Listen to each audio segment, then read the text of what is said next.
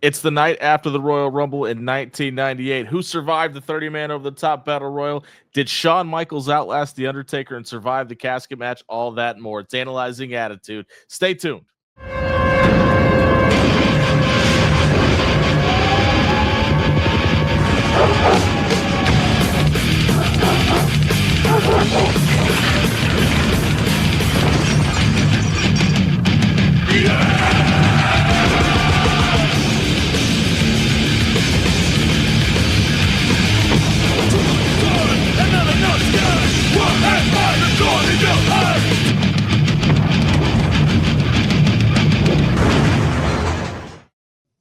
Welcome into Analyzing Attitude. Jimmy Allen, the good Dr. Mike Sweeney with you here tonight. Obviously coming off the heels of not only the 1998 Royal Rumble, but our very first live show that we did on YouTube. We can't thank everybody that stuck around, left comments, a 3-hour long podcast we did, Mike. It was a ton of fun.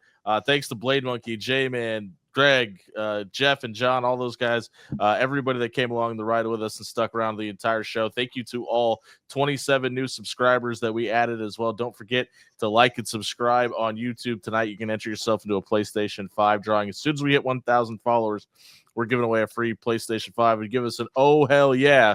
Oh, hell yeah. Down in the comments below. Mike, we start off this episode of Raw in remembrance of Juanita McMahon, Vince McMahon's mother, but also Vincent J. McMahon's second wife. The only time I can remember her being referenced. Yeah, I had to Google it. I was like, because that wasn't his biological mother. Correct. Yeah. So because I was like, I couldn't imagine them paying tribute to his biological mother. But yeah, I'd never heard it before, and just that rewatch kind of took me by surprise. Yeah, because for anybody that doesn't know, Vince McMahon spent the majority of his lifetime, I think he was 14 in North Carolina, living in a trailer with his biological mom, and then went to live with his father, who he had never met until his teenage years, and then obviously became the promoter that he did. But we open up the show properly after the bombs get dropped and the explosions happen, and Stone Cold walks through the fire with, speaking of fire, Paul Bear, who couldn't look happier tonight. He has pulled the wool over the eyes of everybody, and it played the perfect pawn with Kane a couple of weeks ago. He came out disheveled. Looks like he lost everything. Mentioned that Kane has gone his separate way, and he's lost him. And he's gone to the dark side with the Undertaker. However, last night in the Royal Rumble, the Bariquas, the Outlaws, came out and tried to help Shawn Michaels beat the Undertaker in the casket match last night. Kane came down to make the save, turned on the Undertaker, chokeslam into the casket, roll up the rampway. Not only did Kane throw an axe into the casket multiple times, Paul Bear and Kane poured gasoline on the casket and lit it on fire. And we find out after the show goes off the air, they extinguish the whole thing. The Undertaker was not in the casket. Yes. It was a good way to. I like the angle the night before was just awesome. Like what a visual. Los Bariquas be damned. They were in that angle, but the only thing is I kind of wish that there was a more of a reveal. I don't know, for the live show. I mean, that they're gone. I know they probably showed it like a replay and whatnot, but I don't know, something like Paul Bearer or something looking in and being aghast. But granted, we're here and he has to gloat a little bit tonight. Yeah, it comes out. The first thing he says is "Gotcha, didn't I?" And obviously, Paul Bear has been doing this a long time, but we've come a really long way from yes. Yeah, listen, man. I thought this was fantastic, and I don't know if Paul Bear secretly won the lottery before this or something, but I mean, he looked as happy as I think I've ever seen anybody look. Very, very much so. And I was even thinking that as he was out there, I was like, God, is no makeup red hair Paul Bear actually creepier than makeup Paul Bear? And possibly better, by the way. Right. And the crowd's all over him here too. They keep chanting, "You suck" at him. And if he says, if I suck, I must be pretty good at it. I mean, ultimate heel move. Yes, he ain't gonna let the crowd take over. He's a pro, as they would say. He was very specific on the details of the items that he had. He had 3 padlocks for the 3 locks, a 5-gallon gas tank. Yeah. I But was like, he was right about all of it, though, right? yeah, that's true. It's like that's what he was very detailed and going over his master plan that he just accomplished. And I think that was a part of it too, because he also reminds us this has been going on for 6 months now. It's been 6 months since he teased that Kane was alive, brought him back at Bad Blood, has been attacking and running a nuisance throughout the WWF and attacking the Undertaker. This is just long-term storytelling at its best. Yes, at its finest for sure. And you know what?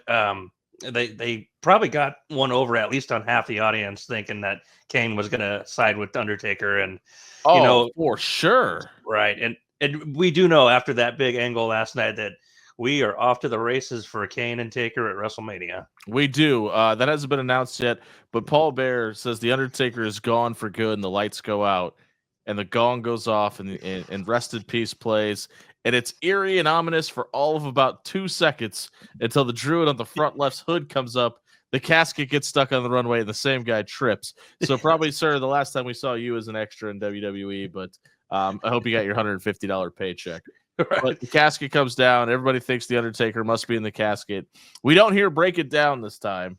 Thank God. But again, we do this again. And Kane pops out of the casket, and the fire goes off, and he gets in the ring, and Paul Bear introduces us to the last living member of the Undertaker's family, Kane. And it was just, I mean, I thought they could have done more here. I honestly expected to see Kane more in this show. Right. This is the last image we get of the Royal Rumble, and we don't see him again. Yeah, I thought that I understood why they put the Tyson bit on last, but I was like, you have to. And I know this was the last thing we saw the previous night at the pay-per-view, but it would just seem like, why shouldn't we open up with like the chant maybe or something? Maybe do this later with Kane, since it wasn't much of a segment they were doing with him. I mean, I kind of got the little goosebumps when his organ went off and the flames went up when he got out of the casket. But don't get me wrong, it was good. I just think there could have been more for sure. And that's what if that's what they were going to do, I would have placed this differently on the card. Have him come out and murder Scott Taylor again. Yeah, it would have done more. But I mean, isn't there a faction that's not the Truth Commission? They were nowhere to be seen this episode. That's one. But we get the still to come memos, and it's Stone Cold Steve Austin, the winner of the 1998 Royal Rumble. Stone Cold, despite being the most marked man in the entire event, survives all 30 eliminations, wins the Royal Rumble, and is headed to WrestleMania to now take on the champion of the casket match, Shawn Michaels. And that's what our main event is going to be for WrestleMania 14. And we also find out that we're going to hear from Mike Tyson later tonight as well. Mike Tyson is in the building and is going to have a conversation. Jim Ross teases throughout the entire night. There may have been some contract snafus last night at the Royal Rumble. We don't know if this is a done deal yet, but we're going to hear from Vince McMahon and Mike Tyson tonight. And it was just the biggest deal in the world, man. This made SportsCenter. This made the local news. This was everywhere and talked about by everyone. JR says it as they're going off the air tonight after what happens. He says this is going to be on SportsCenter for sure across all your major news media outlets. And they did a great job. This is our first advertisement during the show of it, but it is all night between that and announcing that we'll hear from Stone Cold. They're making sure to keep those viewers sitting right at home. Yeah, and we get a DX interview yet next, so we don't hear from the champion proper to open up the show, but we hear from Shawn Michaels and Triple H. Triple H mentions that Owen Hart can't handle the big dance. Triple H helped eliminate Owen Hart from the Royal Rumble last night, and he challenges him to a European Championship match on the following week of Raw. Keep in mind, he's still on one leg, still with a strained PCL, and on crutches. Used his crutch last night to eliminate Owen Hart, but really interesting.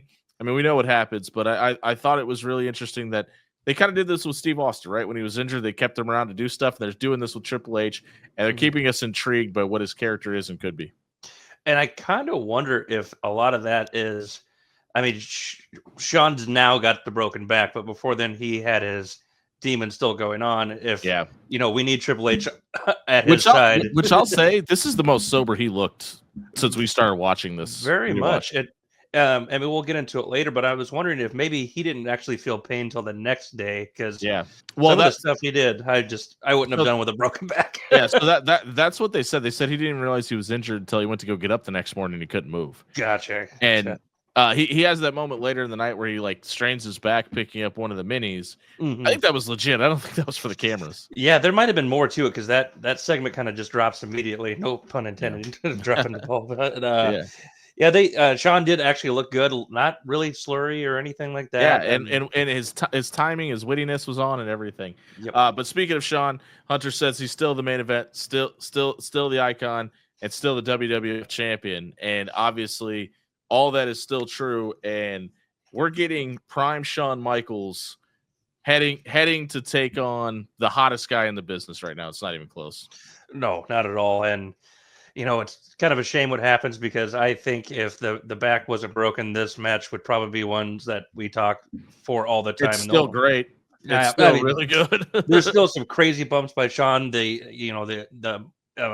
immortal moment of the Austin era has begun. It's a good time. So we wrapped that up with Shawn saying that he feels horrible by the way that the night ended with Kane attacking the Undertaker and setting him on fire, and that he knows that the Undertaker wasn't in the casket. And since DX isn't a bunch of bad guys, DX is going to find and deliver the Undertaker to the audience tonight. Yeah, I didn't know if I was down with that at first. I mean, after seeing the finished product, I was cool with it. But I'm like, all right, let's move you on from that and go towards Steve. But you know what? They had this reminded me a lot of their 2006 stuff. A lot of just run-on gags backstage on just being goofy. I mean, if Shawn can't get in the ring, you might as well have him on the microphone and doing stuff like this because it's obviously the other thing that's working right now too for the ratings. But next week we continue on and we get the DOA versus the Nation of Domination, and DOA gets maybe the second biggest pop of the night here. I would say so. And Mike, when I tell you I was shaking in irritation, I was so mad about this, and I couldn't figure out why. And I'm going to tell you why the DOA were so over, and it has nothing to do with them being in the ring. But they're going to take on the Nation tonight, and we get Kama, Farouk, D'Lo, no Rock. And one of the stories inside of the Rumble last night was before the kickoff show, they all got into a big tiff backstage because they all said they were going to win the Royal Rumble, and then they continuously went after each other throughout the entire match. But the final three last night, obviously Stone Cold Steve Austin, the eventual winner, The Rock, and Farouk. And Rocky actually threw out Farouk at the end of the match to go on to square off against Steve Austin in the final two. But we did all of that, and we get the Nation in unison here. I mean, this match is it's 3 minutes and 10 seconds long, and it gets thrown out. It's a 6-on-6 brawl, and the reason that everybody was cheering for the DOA is Chains is from Fresno, California, where the show is live from tonight. But basically, a 6-man brawl breaks out. Here comes Rock. Here comes Mark Henry. Ken Shamrock and Ahmed Johnson runs down to make the save. And for the second week in a row, Ahmed struggles just getting into the ring. And Kevin Kelly says, man, Ahmed Johnson is in the best shape he's ever been in. And this is probably the worst shape that he's in throughout his WWF run. Absolutely. And I'm glad you brought that up because I was going to say, did you hear that freaking dipshit Kevin Kelly say that? I'm probably sure he was told to say it, but wow. Yeah. I think the only thing this segment did was to give Shamrock another shine and kind of Ahmed Johnson, because why not follow up on the dysfunction you just had the night before with the Nation? Buddy, you just brought up Ken Shamrock. Speaking of guys that look cut from granite at this time. Yes. I mean, he had an 8-pack at standing in the ring. Looked fantastic. Probably the best we see him look throughout his entire run. Yes, for sure. And he had that killer look in his eyes. He got screwed over big time last night. That was the positive I had from this segment. That's not even a positive for me. I just was like, why is DOA getting so much cheers? So thank you for clarifying that. Yeah, I was legitimately pissed off that they were getting the cheers that they were getting. But we get ready to go to commercial here, and a hearse pulls up, and commentator team, including Jim Ross, teased, well, that's got to be the Undertaker. Who else would be showing up? to the arena in a hearse. And obviously we see later throughout like his ministry run, the hearse was kind of a big significant moment for the Undertaker. His incident with Stone Cold in the hospital, things like that. So this has got to be the Undertaker. Yep. We go to commercial. we go to commercial, and before we go to commercial break, we get a commercial for the Raw magazine. Yes. I don't ever remember these because it's actually Vince Russo as Vic Venom, which is probably the second worst name that I've ever heard in pro wrestling, maybe aside from Bastion Booger. Was that one of Stone Cold's options? Probably with Fang McFrost. but Push, obviously he's the editor of the magazine at the time. And I just don't remember these promos ever. And it was kind of cool to see this because when he was on TV as behind the scenes as the powers that be in WCW, he didn't want to be on camera. And I thought the fact that I thought it was really interesting that he was doing this at that time. Just really intriguing to me. Same with me, because I don't remember ever him being on WWF programming. I mean, I saw in clips years ago, like he's like in the studio talking to Vince or something like that. But it looks like that was Saturday Morning Superstars. Yes, I mean, and other than that, I've never Vic Venom. Like I had no clue. That blew my mind. So that was some fun, bro. And we have an apology to issue because we accidentally told people that the end of the Tom Brady Mark Mero saga was 3 weeks ago. Somehow it was not, because we get that match yet again tonight on this show, and this is actually the last time we get these two in the ring. But on the way down to the ring, Brandy's in the ring first. Mark Mero and Sable come out, and Sable's not wearing a jacket, but Mark Mero gives her one of his boxing robes, and on the back it says the property of Mark Mero. So we're going to continue this whole, we're teasing domestic violence and women being owned by men storyline, apparently until we hit the grave. Yeah. We all know what the payoff should be at this point, but I mean, it's taken forever to get there. And damn it, when I saw those full-blooded Italian looking trunks come out, I'm like, yeah, damn it, we're still doing this. Yeah. Hey, they looked great though, and that was a really cool spot at the beginning of this match because as Mark Mero does, he asks Sable to disrobe him, and Brandy jumps him from behind, which I thought was really cool. Like Mark Mero's kind of done the dirty, underhanded heel stuff, and Tom Brandy's just kind of taking it like the jobber that he is and deserves to. But I really like that they gave him something here. But midway through this match, Sable gets some flowers delivered to her, and Mark Mero gets mad and asks who they're from. He tries telling Sable to leave, throws the flowers on the ground, and stomps them in. And the last time we saw any kind of interaction between a male superstar and Sable was Stone Cold Steve Austin leaving up the ramp after giving Mark Mero the stunner. So we're kind of planting seeds that it could be Steve Austin as a love interest here, which didn't love that, by the way. No, he doesn't need even when they had his actual wife be his valet, Deborah, there for a bit, and he hated that. Yeah, he doesn't need. No, he's just the lone wolf ass kicker. That's all we need. So glad they didn't really go down that road there with Sable. While Mero's on the outside shooing Sable up the ramp, Tom Brady comes out, gets the upper hand, throws him back in the ring. He hits a great looking spear out of the corner that looked about as real of a tackle as you can get. So it was pretty good looking spear though. But the interesting thing that we're teasing here is Sable then gets up on the apron, distracts Tom Brady. Mark Mero gets the low blow and then gets the TKO for the win. So didn't look intentional, but kind of teasing that Sable could be helping Mark Mero get some wins here. That's what I think I was just kind of zoning out watching it because it's another damn Tom Brady and Mark Mero match. But I was even just kind of like calling it. It's like, okay, here's when the manager gets on the rope here and cause the finish. I was like, wait a second, I thought she was against Mero. So right, yeah. They're teasing maybe he's kind of got that control over her to where maybe she'll help him win matches. But as you see after the match too, that she didn't want the beatdown to continue. Yeah, so kind of just an interesting tease there, like kind of which side is Sable on type thing. I did like that approach to it. We go to the back, and the hearse is there, and DX is coming around, and China is getting ready to open the door to it, and Hunter's got the crutch in the air. They give the 1, 2, 3, and they open it, and 6 gladly dressed women jump out of the back of it and pull Shawn and Hunter into the back of the hearse. This is really interesting because if you remember a couple weeks ago, Shawn Michaels said if it was up to the powers that be of the WWF, he'd have came out of the casket with a bunch of skanks. And he doesn't do stuff like that. Now he's falling into the back of a hearse with a bunch of skanks. So read into that what you like. But this looked like this really irritated Chyna. She clearly wasn't in on it.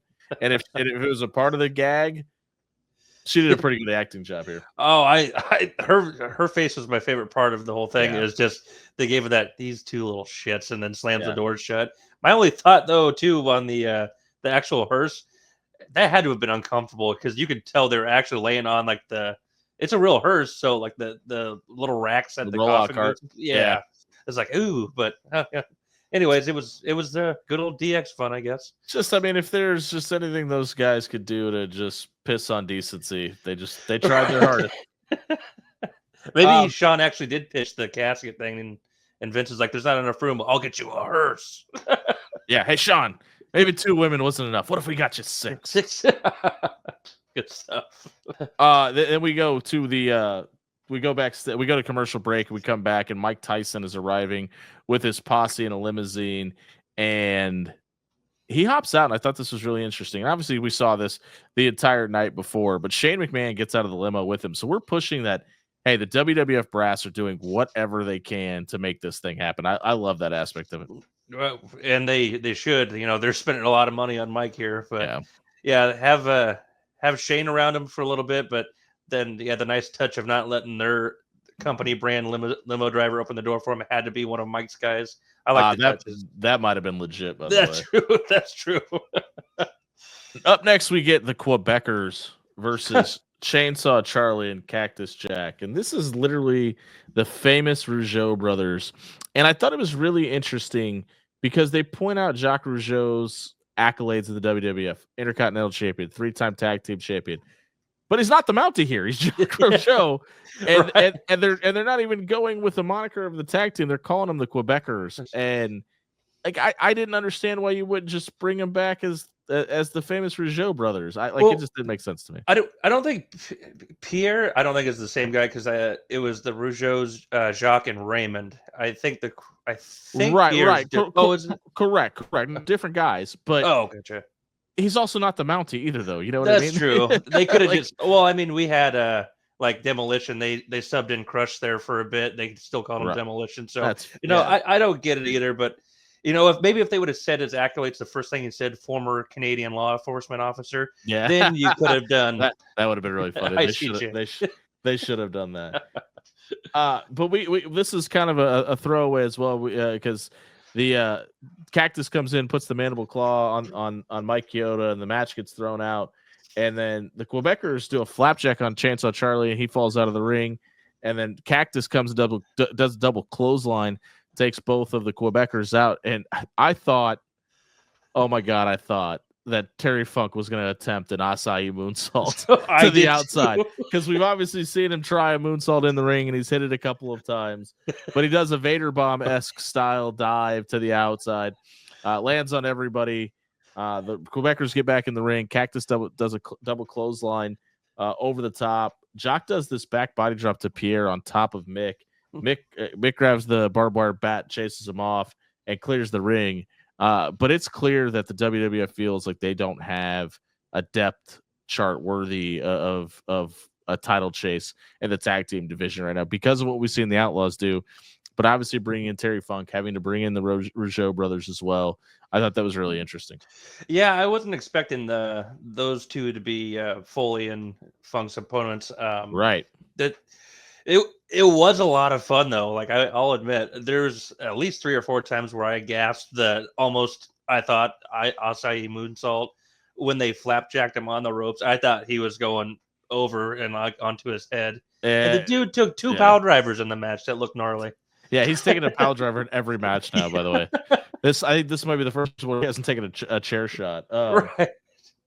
But we get 4 pros in there, so it was a fun match. It was really good. Yeah, surprisingly enough. Not something I thought I was going to say when this started. Right.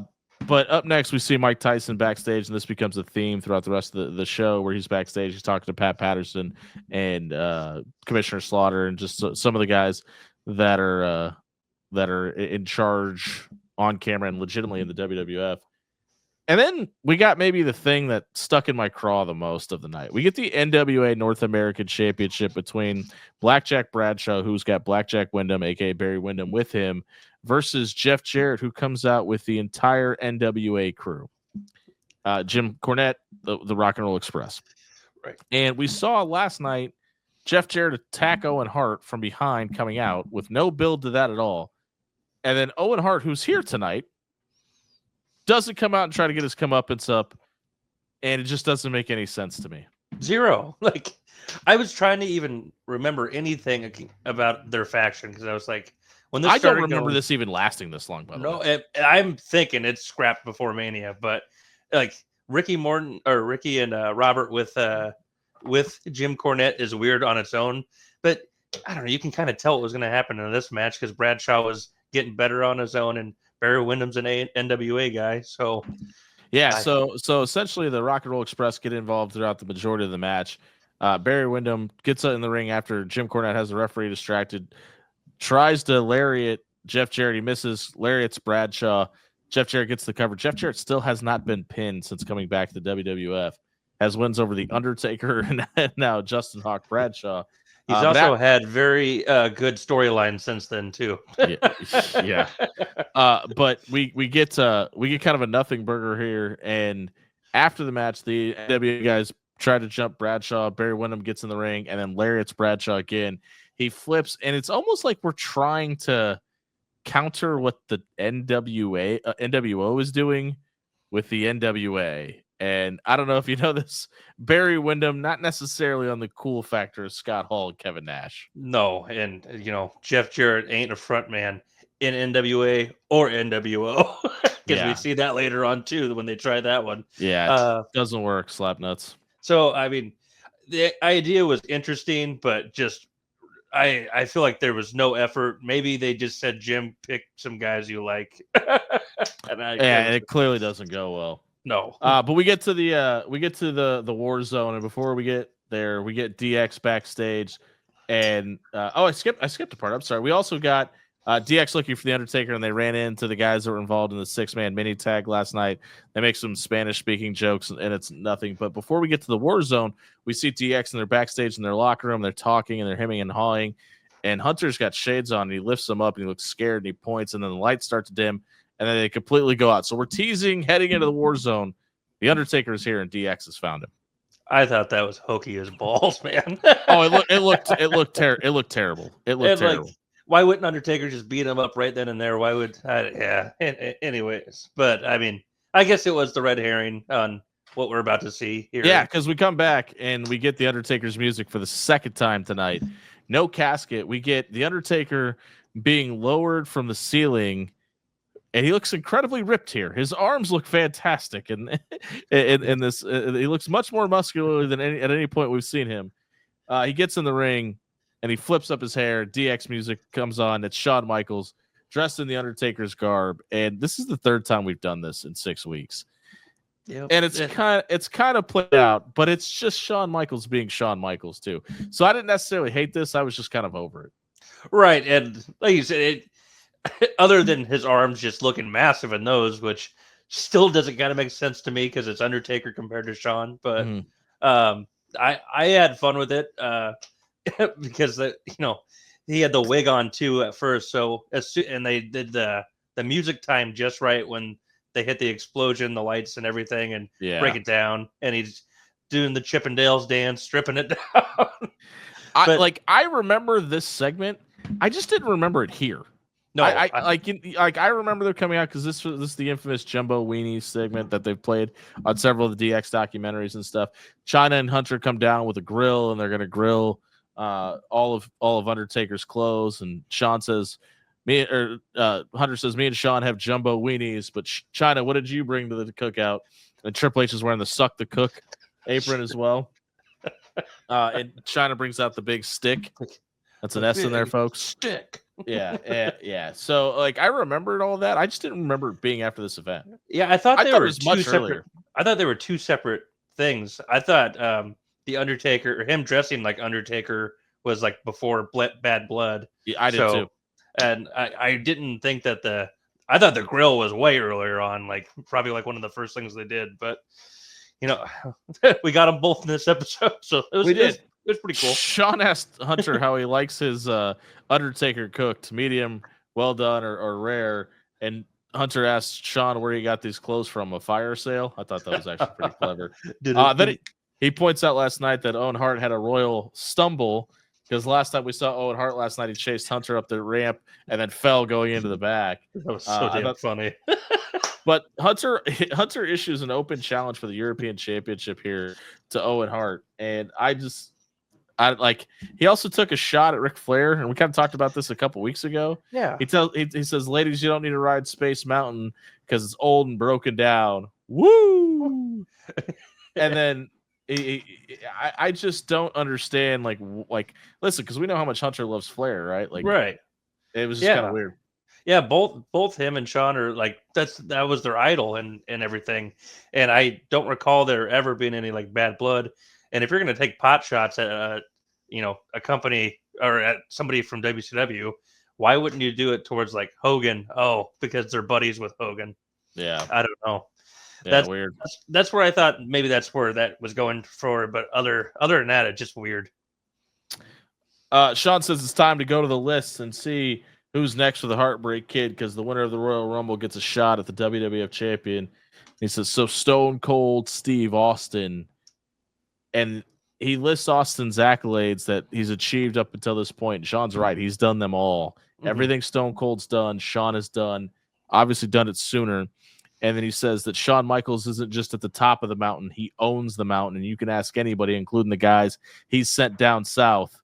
The Heartbreak Kid doesn't lay down for anybody. And now we've got compelling stories throughout time, because we've heard the story that the Undertaker at WrestleMania 14 was taping his fist up at Gorilla in case Shawn wasn't willing to do business with Stone Cold Steve Austin. Shawn has said he's spoken to Undertaker, and that is not the case. And then they just did the Dead Man podcast last week, and Undertaker was like, finally confessed. Yeah, man, I got to tell you, I lied to you. And that I did do that. I just felt really bad because you were in a better place when you asked.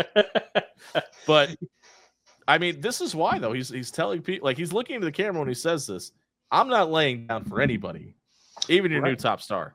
Yeah, and I mean, there's allegedly the faint knee injury the year before with Brett, and didn't want to do the favors, and now losing his smile. Yeah, I mean, Shawn still never admitted to doing that on purpose, but I mean, it's in the ether, and a lot of people think that way. So he's got people on the edge of their seat in a bad way in WWF, because they need this to go to Steve. So it was interesting. I did really enjoy his promo, though. He kind of got down to being serious for about 3 minutes. It was good. It was good. He was cocky and did everything he could to jumpstart the feud here going into Mania. What was not good is what was next. We get an 8-man tag with Owen Hart, who was at Jeff Jarrett, who jumped him, come out, not shown up. Has been called out by Triple H and not shown up. With the Headbangers and Taka Michinoku in an 8-man tag match against the Los Boricuas. Why? Yeah, I don't. I mean, because the Los Boricuas jumped him and he was trying to get his comeuppance here, which is fine. But also the Honky Tonk Man is out on commentary here. Owen Hart gets the win with the sharpshooter, and Taka Michinoku did the springboard Hurricane Rana. That looked like $1 million as well. And those are the two highlights of the entire match. But Owen Hart gets the sharpshooter and gets the win. Michael Cole interviews him afterwards, with the Boricuas just standing in the background like a bunch of jobbers, which I thought was really weird. Right. But he accepts Hunter's challenge, so seemingly we've got Owen Hart versus Hunter Hearst Helmsley for the European Championship on next week's Raw. Yeah, and he even does touch in the interview that if he's offering the match, then there has to be some basically shenanigans afoot, and there has to be, because villains don't usually just lay out the challenge for the faces, especially when one's injured on one leg. Right. But listen, this is the second time that's happened in less than a month, because Rock offered the open challenge to Ken Shamrock for the Royal Rumble too. And he took it. Yeah. And though, sure, Owen got the win here, but I feel like part of I feel like everybody lost, including Oh, everybody that had to watch it. yeah, I feel like Vince was like, all right, we'll give him the win, but we're going to embarrass him in any way we can to do it. Like, we're going to have a team with the Headbangers from Tatanka against the Frequest, and let's throw Honky Tonk Man on commentary. It felt like we tried to make this the smallest deal possible. Yes, and that's just a damn shame. But you know, I don't remember what happens next week, so I'll have to tune in for it. But it's interesting. It's another interesting. Oh, it's actually pretty good. So we'll get to that next week. We get The Rock versus Ahmed Johnson next, and Ahmed Johnson is just, I mean, he's clearly just not in good shapes, not in the best physique we've ever seen him. And I was thinking about this, Mike, in the intro where we get the two guys that are walking through the war zone. Yep. Stone Cold Steve Austin, Ahmed Johnson. Yeah. So the fact that he's slidden down to where he is at this point just kind of shows you how quickly you could fall off the mountain if you can't really hold up your end of the bargain. Right. And I was even thinking that tonight when we were watching, because I know during the watch along, you said he's got maybe 2 weeks left in the company or something like that. And I just saw him like, they're showing a lot of Ahmed. They're going to have to edit that out here soon. Yeah. Well, I don't know if you noticed, last week they still had Bret Hart and Psycho Sid in the ring with the. Oh, really? Yeah. So that got retconned for this episode. But this was like the crowd was all over The Rock for this, and I like. Anytime he hit a move, you kind of heard the crowd go silent, and that was never more clear than when he delivered that suplex. And Ahmed just yells out, "Oh fuck!" as loud as he possibly can. That was clearly picked up by the camera. But the Rocky sucks chant were as maybe the third or fourth most loudest thing outside of Chains' large pop that we get really all night. So I just thought this match was just crap, and Rock he got some chance, but. Like you said, the pretty much crickets when there was moves being hit. It just kind of shows you how bad people just Ahmed didn't care. Yeah, people just didn't care about Ahmed Johnson at this point. Yeah, and we get a moment halfway through the match where he throws this right hook, and it's time for our meat and potatoes of the evening. Yes. He just drills Rocky with a right hook that sends Rock outside, and I think Rock was having to recover from it for a little bit, but that brings Mark Henry down, and Mark Henry grabs a chair. And you know what's coming. Rock Irish whips Ahmed into the ropes. Henry hits him with a chair. Rock bottom. Rock picks up the win. But Ken Shamrock runs down to make the save. And we're just kind of building off what we saw earlier with the building up to that match that may be happening with like in a multi-man tag or a rematch for Ken Shamrock. It's not very clear what we're building to at this point, but we're building to something. Right. Again, like the only thing that really made sense here was, having Ken come down and get, the comeuppance or try to anyways. It's everything we're not doing with Owen Hart. Right. I mean, giving The Rock a win is fine, especially when Ahmed's on its way. But I don't know. Again, we didn't touch on the Nation of Domination dissension at all in this episode. So it was okay. That's all I'll give it. right now it just kind of seems like they're leaving it at it was just the Royal Rumble. Mm-hmm. You know what I mean? Like the only reason that we did that is the only reason there was any issues is because it was a 30-man battle royal and everybody was from themselves. Right. I mean, how many backstage segments did we have tonight? We couldn't have had one where it's like not a single one. Last night, shit happens. Rock could say something, cheeky and get on with it. If we're gonna just not keep touching on it, we get the replay of Mike Tyson celebrating Stone Cold Steve Austin winning the Royal Rumble last night.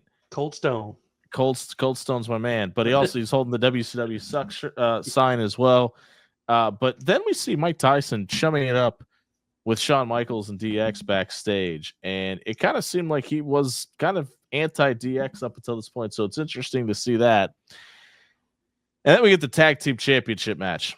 Now, the Intercontinental Championship, the Tag Team titles, the WWF Championship were all defended last night, and none of them changed hands. So the Outlaws are still the WWF Tag Team Champions, and they're defending it against the Godwins here, because we've been told for 3 weeks the Godwins are still due a Tag Team Championship match. Well, the Outlaws come out in overalls, which I thought was very weird, and then I got it. They're making fun of the Godwins. But they also have a stuffed pig, and Jerry Lawler when the pig's on screen, goes, "Look, it's Phineas," because people forget that Phineas Godwin is Phineas I. Godwin, pig, and Henry Godwin is Henry O. Godwin, hog.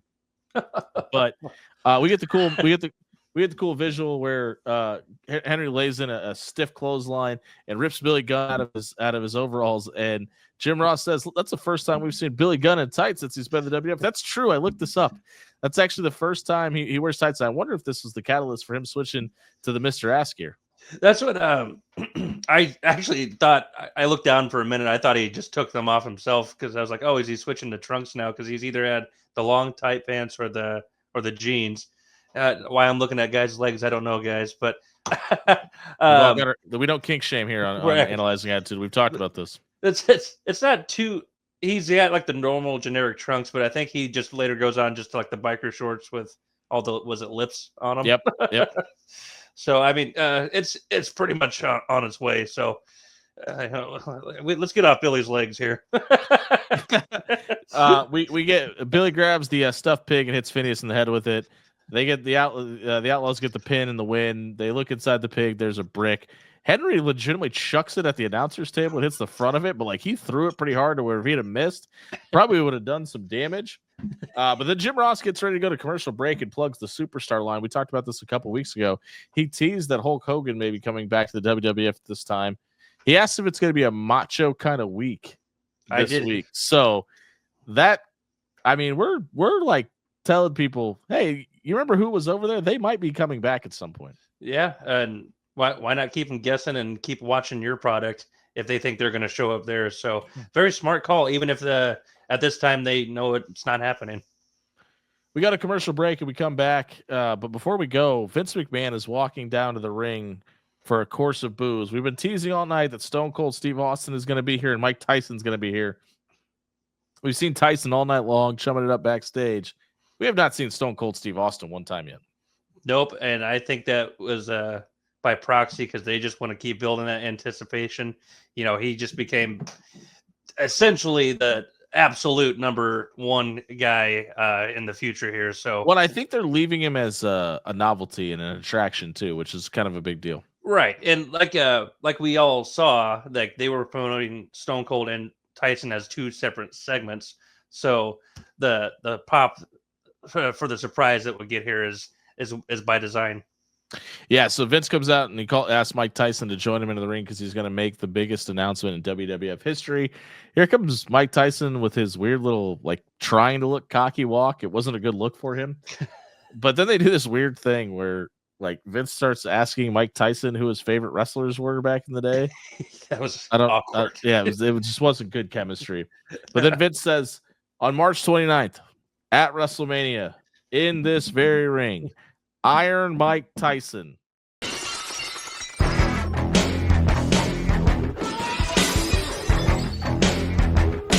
Here comes Stone Cold Steve Austin. He hits every corner, hits every pose, walks right between Vince, right between Tyson, parts Mike Tyson's posse without any worry in the world.